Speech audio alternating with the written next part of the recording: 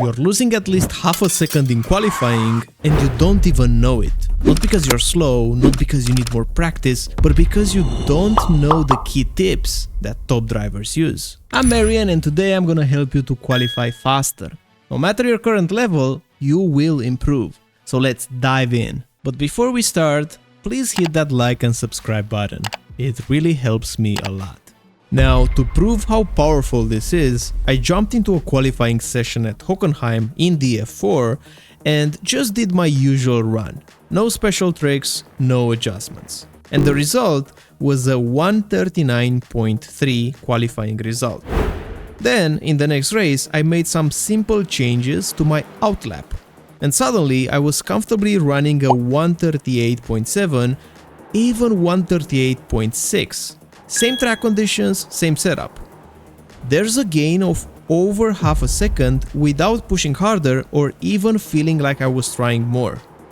And these laps were good enough to beat drivers rated 4-5K iRating, but they felt easy and in control. Let me be clear, a strong qualifying result isn't just about starting ahead. It completely changes your race. Fewer cars around you means fewer battles, fewer incidents, and a much better chance at a great result. Simply put, better quali equals easier race. And to improve your quali is easier than you think. Here's how. Take a look at these side-by-side outlaps and let's focus on telemetry. One was the outlap that made my 139.3 quali lap, and the other one was the outlap that resulted in a half a second quicker quali lap, 138.7. In one, we're really aggressive, braking late, hard, steering earlier into the corner, basically driving the outlap as our normal hot lap. Whereas in the other one, we're more relaxed, braking earlier, softer, modulating our inputs. Which one you think helped me in qualifying? Well, let me explain. But for now, let's understand what's happening under the hood. I'm also going to show you some extra important tips just a bit later, but starting out, you really have to understand this graph right here. I have here the two temperatures of the tires, the core and the surface temperature. And when starting out, when you're just doing the first part of the outlap, both of them are more or less equal. The problem is when you're doing mistakes. And what I call by mistakes is things like braking too hard, sliding the tires, basically pushing to 110% in the outlap, getting understeer, oversteer, or wheel spin. When that happens, the surface temperature will just spike. And because the core temperature can't increase as quickly, this difference between the core and the surface will just increase every time you're doing a mistake, you see? Every time you're doing this, it will get bigger and bigger. And the bigger this delta is, the less grip you will have. Now let's stop for a second and let me show you a visual way to think about it. Imagine that this fist is the core temperature. And this palm right here is the surface temperature. When the surface heats up a lot, because we're braking hard, we're accelerating early, this starts to move. But the core temperature is still cold, so it doesn't move. And because of this, the tire doesn't grip the tarmac because the inside, this part, is not supporting the contact patch. But what happens when they both heat up at more or less the same rate? Or the difference in temperature is not that big between the core and the surface. This will happen.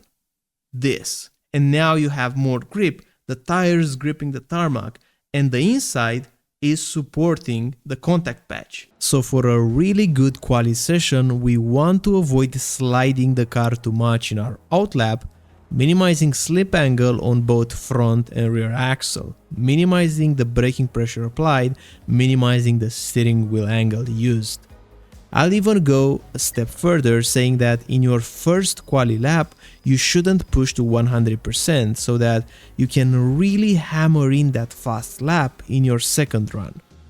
Also, if you're getting an off track in your first quali lap, stop pushing that lap. There's no reason to overheat the tires more.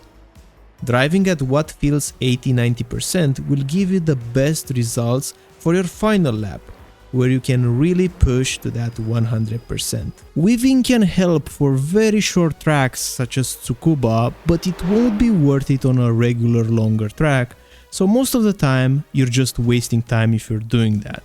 Also, having the brake bias towards the front tires can help in the first part of the outlap to bring the core temperature of the front tires up more quickly, then drop it down once you start your first qualifying lap.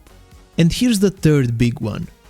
Don't take the same racing line in the last corner of your outlap as you're doing in your regular laps. Make sure you're sacrificing the entry for a superior exit. Take the widest line, even if it's very slow on entry, so that you will be a lot earlier on throttle.